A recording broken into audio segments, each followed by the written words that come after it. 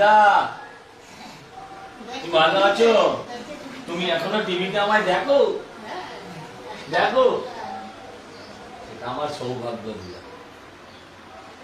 ভালো থাকো দিদা, আশীর্বাদ করো। আশীর্বাদ করো, ভালো থাকো,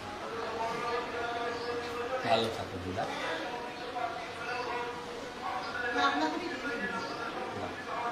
কি করে যাবে?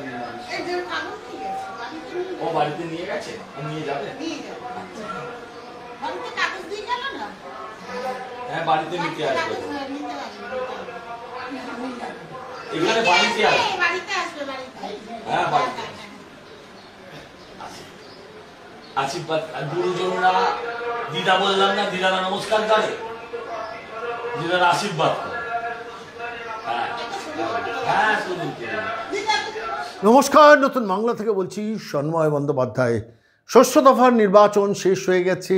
তৃণমূল কংগ্রেস বুঝতে পেরেছে যে দুয়ারে অশনি সংকেত, তাই নোক দাঁত সব কিছু বার করেছে কেশপুর থেকে গড়বেতা। সে দৃশ্য আপনারাও দেখেছেন, আমরাও দেখেছি। কিন্তু এই মুহূর্তে দাঁড়িয়ে সপ্তম দফার নির্বাচনের প্রহর গোনা শুরু হয়ে গেছে। তার মধ্যে বেসামাল হয়ে যাচ্ছে বাংলার মানুষ। একটা নতুন ঝড় আসছে এই বাংলায়, ফলে স্বাভাবিকভাবে সেই নিয়ে আমরা সবাই ব্যস্ত রয়েছি। কিন্তু এই মুহূর্তে দাঁড়িয়ে আপনাদের আমরা ছোট্ট ছোট্ট নির্বাচনী পর্যালোচনা নিয়ে যাব। বরানগরে একটা উপনির্বাচন হচ্ছে। আপনারা জানেন যে দমদম লোকসভা নির্বাচনের মধ্যে, দমদম লোকসভা সংসদীয় ক্ষেত্রের মধ্যে বরানগর কেন্দ্রটি আছে।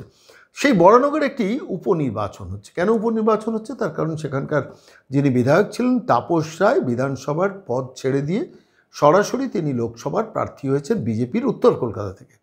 আর সেইখানে বরানগরে স্বাভাবিকভাবে বরানগরের আগামী 2 বছরের জন্য 24 এবং 25 এই 2 বছরের জন্য একটি বিধানসভার উপনির্বাচনের পরিস্থিতি তৈরি হয়েছে, যেখানে এই 2 বছরের জন্য বরানগরকে বিধানসভায় কে রিপ্রেজেন্ট করবেন। স্বাভাবিকভাবে নতুন করে নির্বাচন হচ্ছে এবং লোকসভা নির্বাচনের সঙ্গে এই উপনির্বাচনটিও হয়ে যাচ্ছে। এই উপনির্বাচনে কে কে প্রার্থী হয়েছে? বিজেপির পক্ষ থেকে বিজেপি প্রার্থী করেছে ডাকাবুকো নেতা তরুণ, এবং অবশ্যই তিনি কলকাতা কর্পোরেশনের নির্বাচিত প্রতিনিধি, তাঁকে বিজেপি প্রার্থী করেছে বরানগর থেকে এই উপনির্বাচনে। তৃণমূল কংগ্রেস প্রার্থী করেছে সেখানে সায়ন্তিকা বন্দ্যোপাধ্যায়কে, এবং সিপিএমের তরফ থেকে প্রার্থী করা হয়েছে অনেক দেরিতে তন্ময় ভট্টাচার্য, যিনি একসময় নর্থ দমদমের বিধায়ক ছিলেন। তাকে, তিনি বরানগরের মানুষ, তাকে প্রার্থী করা হয়েছে। ঠিক এই প্রেক্ষিতে এই উপনির্বাচন কে জিতবে, আমরা এই বিষয় নিয়েই আমরা শুরুতেই একটা ছোট্ট ভিডিও দিয়ে শুরু করেছিলাম। সজল ঘোষ মানুষের সঙ্গে যে কমিউনিকেশন করছেন, ইন্টারাকশনটা করছেন, মানুষের কাছে যাচ্ছেন, সে ছোট্ট একটা ভিডিও দিয়ে আমরা আজকের এই প্রতিবেদনটা শুরু করেছিলাম। এটা বোঝানোর জন্য যে আমি 3 জনেরই নির্বাচনী প্রচারটা ফলো করছিলাম। আমি নিজে খুব বরানগরের কাছাকাছি থাকি, ফলে স্বাভাবিকভাবে আমার বোঝা একটু সুবিধে হচ্ছিল। আমি যাচ্ছিও বরানগরে, বারবার করে যাচ্ছি, গেলে বুঝতে পারছি যে বরানগরে মানুষের সেন্টিমেন্টটা কোন দিকে ঘুরছে। প্রথম কথা বলে নেওয়া ভালো, 2021-এর নির্বাচনে বরানগরে তাপস রায় প্রায় 30,000-এর উপরের মার্জিনে জিতেছিলেন। সেই পর্ণ মিত্র অভিনেত্রী তিনি দাঁড়িয়েছেন। বরানগরের মানুষ অভিনেত্রীকে পছন্দ করেনি, সেদিনকে তাপস রায়কে পছন্দ করেছেন রাজনৈতিক ব্যক্তিত্ব, এবং তাকে নির্বাচিত করেছেন প্রায় 30,000-এর উপরের মার্জিনে। এবার গতবার সিপিএম সেখানে প্রার্থী দেয়নি, সিপিএম সমর্থন করেছিলেন কংগ্রেসের প্রার্থী অমলেন্দু মুখোপাধ্যায়কে। তিনি পেয়েছিলেন 11% ভোট। আর ঠিক সেই প্রেক্ষিতে দাঁড়িয়ে এবারে যে উপনির্বাচনটা হচ্ছে, এই উপনির্বাচনে কে জিততে পারে। আমি বরানগরে কিছুদিন ঘোরাঘুরি করে মানুষের সঙ্গে কথা বলে, প্রচুর মানুষের সঙ্গে আমাদের বাংলার বার্তা, নতুন বাংলার মনের দর্শক আছেন, তাদের সঙ্গে টেলিফোনে কথা বলে, আমি নিজে বিভিন্ন জায়গায় স্পটে ঘুরে আমার নিজস্ব একটা অভিজ্ঞতা হয়েছে, সেটা আজকে আমি নতুন বাংলার দর্শকদের কাছে একটু শেয়ার করতে এলাম। যে দেখুন, 3 জনের যে নির্বাচনী প্রচারের স্টাইল, প্রথম দিন থেকে সজল ঘোষ, যদিও সায়ন্তিকা বন্দ্যোপাধ্যায়ের সঙ্গে কম্পিট করতে গিয়ে সজল ঘোষ কিন্তু নিজস্ব একটা প্রচারের স্টাইল নিয়েছেন। প্রত্যেকটা গলিতে একটা ছোট্ট হ্যান্ড মাইক্রোফোন নিয়ে 10 জন 15 জনকে নিয়ে, কর্মীদের নিয়ে ছোট ছোট গলি, এক একটা ওয়ার্ডের এক একটা গলিতে ঘুরে বেড়াচ্ছেন। আর 3 তলা, 4 তলা, 2 তলা, 1 তলা সামান্য দোকান ঘর, চায়ের দোকান, সবার কাছে গিয়ে বলছেন, নমস্কার, আমি সজল ঘোষ, আমার ডাকনাম দেবু ঘোষ, আমি এবারে আপনাদের বিধানসভা উপনির্বাচনের প্রার্থী হয়েছি, বিজেপির ভারতীয় জনতা পার্টির প্রার্থী হয়েছি। 2 বছর আমাকে সুযোগ দিন, এই 2 বছর যদি আমি আপনাদের কাজ না করতে পারি, আপনি তারপর আমাকে সরিয়ে দেবেন। একদম সিম্পল মেঠো স্টাইলে একদম পাড়ার ছেলে স্টাইলে সজল ঘোষ কিন্তু প্রচারটাকে নিয়ে গেছেন। এখন সায়ন্তিকা বন্দ্যোপাধ্যায়ের নাম তারপরে যখন শেষ পর্যন্ত সায়ন্তিকা বন্দ্যোপাধ্যায়ের নাম তৃণমূল কংগ্রেসের তরফ থেকে প্রচারিত হয়েছে, সায়ন্তিকা বন্দ্যোপাধ্যায় যখন প্রচারে নামলেন তখন স্বাভাবিকভাবে তিনিও চেষ্টা করলেন সজল ঘোষের স্টাইলটা নিতে, অর্থাৎ গলিতে গলিতে একটা হ্যান্ড মাইক্রোফোন নিয়ে বেরিয়ে পড়লেন এবং তৃণমূলের ওই 100 দিনের 200 দিনের তোলাবাজ বাহিনী আছে তারা সঙ্গে থাকলেন এবং তারা পেছন পেছন যাচ্ছেন, সামনে সায়ন্তিকা বন্দ্যোপাধ্যায় যাচ্ছেন, আমি সায়ন্তিকা বন্দ্যোপাধ্যায়, মানে একটা ভাবে একটা বেশ অহমিকা, ঔদ্ধত্য, অহংকার, এবং আমি ফিল্ম স্টার, যদিও ফ্লপ ফিল্মের ফ্লপ নায়িকা, ফলে স্বাভাবিকভাবে মানে তার কোনো ফিল্মের নাম কোনো বাঙালি মনে করতে পারবেন না, কিন্তু ফ্লপ ফিল্মের ফ্লপ নায়িকা, যাই হোক নায়িকা অভিনয় তো করেছেন, ফলে তিনি ভাবছেন তাকে দেখার জন্য প্রচুর লোক আসবে, প্রচুর লোক আসছেন না। আমি ফলো করছিলাম সজল ঘোষকে মানুষ কীভাবে নিচ্ছেন, সায়ন্তিকা কীভাবে নিচ্ছেন। সায়ন্তিকা ঔদ্ধত্য দেখিয়ে, অহংকার দেখিয়ে, মুখে মাইক্রোফোন দিয়ে আমি সায়ন্তিকা বন্দ্যোপাধ্যায় বলে দেবেন সবাইকে জোড়া ফুলে ভোট দিতে, আর সজল সেখানে গিয়ে অনাড়ম্বরভাবে বলছেন, মাসিমা আপনি হাত জোর করবেন না, আপনি আমার থেকে বয়সে অনেক বড়, আমার প্রণাম আপনি নেবেন, আমাকে 2 বছর ধার দিন, 2 বছর আমাকে এই উপনির্বাচনে জিতিয়ে আমাকে কাজ করার সুযোগ দিন, 2 বছর বাদে যদি আমি কাজ না করতে পারি আপনি ওপর থেকে মানে বালতি করে জল আমার মাথায় ঢেলে দেবেন। এই যে অনাড়ম্বর স্টাইল এবং একদম মানুষের মন ছোঁয়া স্টাইল, এটা ছিল সজল ঘোষের স্টাইল। আর আমি তো দেখালাম আপনাকে সায়ন্তিকা বন্দ্যোপাধ্যায়, আমাকে ভোটটা দেবেন কিন্তু আমি মমতা বন্দ্যোপাধ্যায়ের প্রতিনিধি, হ্যাঁ 3 নম্বর বোতাম টিপবেন, 2 নম্বর বোতাম টিপবেন, এইসব বলতে বলতে চলে যাচ্ছেন এবং বেশ একটা মানে একটা উত্তেজিত ভাব। আমি খালি ভাবছিলাম, জানেন তো, বিশ্বাস করুন বড়নগরের মানুষের দুর্ভাগ্যটা। তার আগে বলিনি, তন্ময় ভট্টাচার্য বড়নগরের প্রার্থী হয়েছেন, সিপিএমের প্রার্থী হয়েছেন এবং পরিচিত মুখ, টিভিতে তাকে দেখা যায়, ডিবেটে তাকে দেখা যায়, এবং অবশ্যই তিনি নর্দমদমে বিধায়ক ছিলেন একটা সময়, বলে পরিচিত মুখ, অস্বীকার করে লাভ নেই। কিন্তু তন্ময় ভট্টাচার্য নিজেও জানেন এই আসনটি তিনি জিততে পারবেন না, তার কারণ 11% ভোট পেয়েছিলেন অমলেন্দু মুখোপাধ্যায় 2021-এ, মানে বাম কংগ্রেস জোট মিলিয়ে 11%, সেই 11%কে 40%-এ তোলা যাবে না, তন্ময়বাবুও জানেন, কিন্তু দাঁড়িয়েছেন তার কারণ পার্টি তাকে দায়িত্ব দিয়েছে, একটা আশা তো তার থাকবেই, যদি লড়াই করে যদি কিছু বামপন্থী ভোটটাকে রিগেন করা যায়। কিন্তু আমার বড়নগরে অলিতে গলিতে ঘুরে যেটা মনে হয়েছে, তন্ময় ভট্টাচার্য জেতার কোনো জায়গা নেই, লড়াইটা হচ্ছে সায়ন্তিকার সঙ্গে সজল ঘোষের। এবার যেহেতু সায়ন্তিকার একটা অ্যাডভান্টেজ আছে, গতবার তৃণমূলের প্রার্থী 30,000 ভোটের মার্জিনে বেরিয়ে গিয়েছিলেন, ফলে স্বাভাবিকভাবে তিনি ভাবছেন যে সেই মার্জিনটা তার আছে। কিন্তু বড়নগরের মানুষ কি সত্যি তাই ভাবছে? আমি প্রথম কথা যে কথাটা বলে নেওয়া দরকার, দেখুন বড়নগরে একটা রাজনৈতিক ইতিহাস আছে, অতীত আছে, মানে আমি বলছি কাশীপুর গণহত্যার সেই সময় থেকে বড়নগর সবসময় রাজনৈতিক মানচিত্রে স্থান পায়। বড়নগরে জ্যোতি বসুর মতো প্রার্থী নির্বাচনে দাঁড়িয়েছেন, শিবব্রত ভট্টাচার্য একসময় বড়নগরে জ্যোতি বসুকে হারিয়েছেন, তারপরে বড়নগরে একাধিকবার সাতগাছিয়া যাওয়ার আগে বড়নগরে বিধায়ক ছিলেন জ্যোতি বসু, এসব ইতিহাস বড়নগরের সঙ্গে যুক্ত আছে, ফলে স্বাভাবিকভাবে বড়নগরে একটা পলিটিক্যাল কালচার আছে।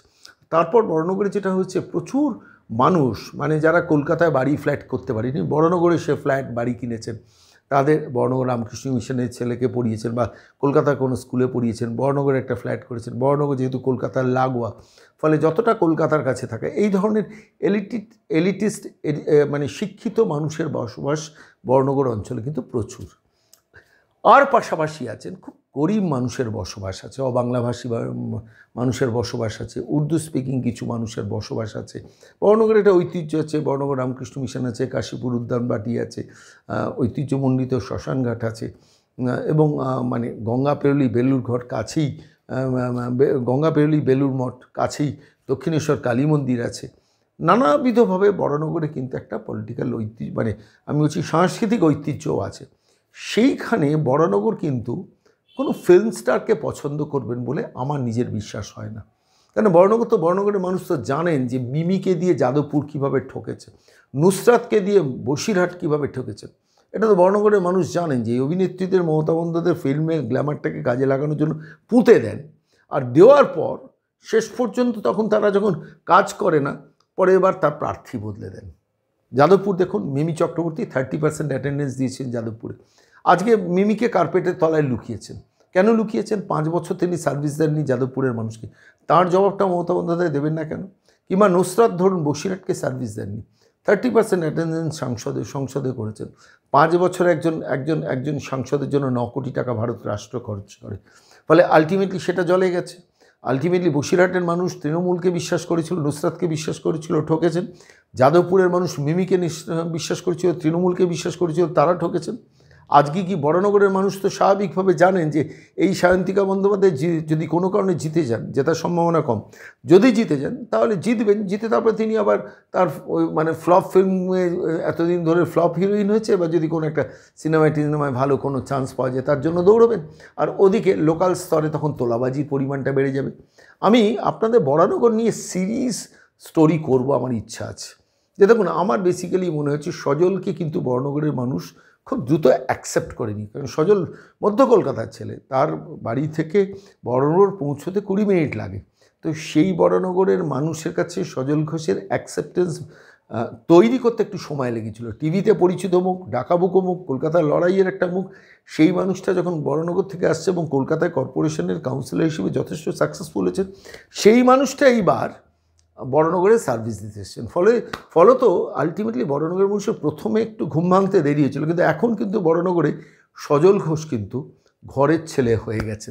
খুব ইন্টারেস্টিং একটা জায়গায় পৌঁছেছে। আমরা বরানগরটাকে ফলো করছি এবং বরানগরের রোগগুলো নিয়ে আমি আলোচনা করব অন্যদিন, কিন্তু আপাতত এইটুকু, এই প্রতিবেদন শেষ করছি এইটুকু কথা বলে যে দেখুন, বরানগরের ভরসার বিশ্বাসের মুখ হয়ে উঠেছেন কিন্তু সজল ঘোষ। আমি ভুল বলছি কি ঠিক বলছি সেটা আপনারা যারা বরানগরের দর্শক ভালো বলবেন, আর অবশ্যই 4 জুন রেজাল্ট বেরোলে বোঝাবে। কিন্তু আমার মন বলছে নয়, আমার যুক্তি বলছে বরানগরের ভাবী বিধায়কের নাম হতে চলেছে সজল ঘোষ।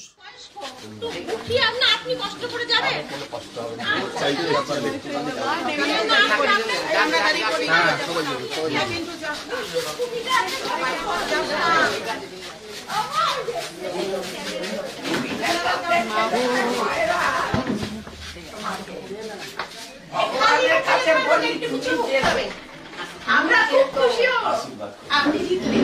আমরা সবসময় টিভি দেখি, খুব আনন্দ হচ্ছে। এত আনন্দ হচ্ছে না, খুব আনন্দ হয়েছে। খুব ভালো ছেলে, ও জিতু। আমার মা সকাল থেকে মাইক বলে একটু দেখাতে পারছিস না, অসুস্থ তো, বিছনায়। কি অসুখ করে চাই? মার একটু এখন বার্ধক্যজনিত নানা রকম কিডনিরও একটু সমস্যা হয়ে গেছে মার। আপনি এসে একটু বসুন না। তো ভালো কথা বলো টিভিতে, টিভি আপনার যখন আমরা টিভি ছাড়ি না, টিভিতে ঢুকি না, ভীষণ ভালো লেগেছে। পুরো এখন অফিস থেকে মনে হয় এসে পুরো এসে দারুণ দেখেন। ভালো প্লেয়ার। ঠিক আছে, তুমি যা কথা বলো না টিভিতে, মনে হয় আর কিছু দেখি না, তোমাকে ভগবান তোমাকে জিতাক।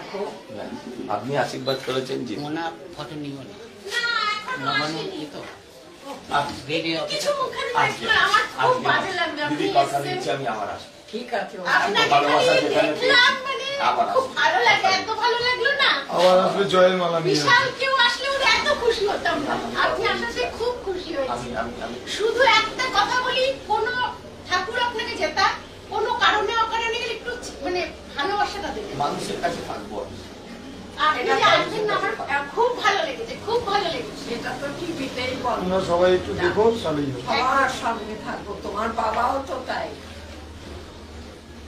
নেক্সট টাইম আসবে জয়ের মালা নিয়ে আসবে। খুব ভালো লাগলো। ওই যে আমার শাশুড়ি মা, উনিও বয়স্ক, তাও একটু হাঁটা মায়েরা হাত জোর করেন, মায়েরা হাত আশীর্বাদ আসছে, খুব ভালো লোকের পেছনে কাজ করছে। আসছে, হ্যাঁ, খুব ভালো থাকবেন, যেটা চিনতে সুস্থ পারছো? থাকুন, গরমে একটু খেয়াল রেখো। হ্যাঁ আসছি। গরমে সুস্থ থাকুন। আসলে ঘরে আসবো না না, কেন আসবো না? পুরো এলাকা আমি তো বলি কালকে বোধহয় বলেছিলাম। গুরুতর অফিসে আসবেন।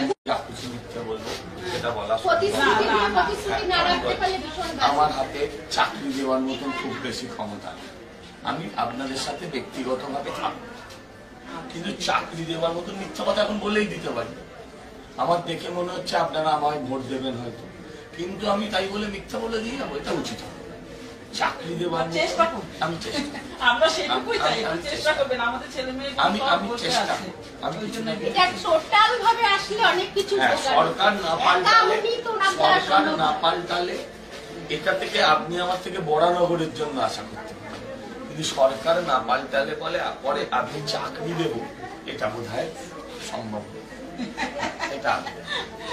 সব দেখুন আমি আমাদের এখানকার সব বিজেপি। ছেলেরা আপনাকে আমরা খুব আমরা আশায় থাকতাম। সবাই চেনে